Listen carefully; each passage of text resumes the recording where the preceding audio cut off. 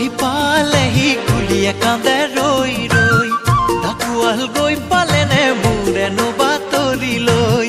বিহু আহি পালেহি কুলিয়ে কান্দে ৰৈ ৰৈ ঢাকুৱাল গৈ পালেনে মোৰেনো বাতৰি লৈ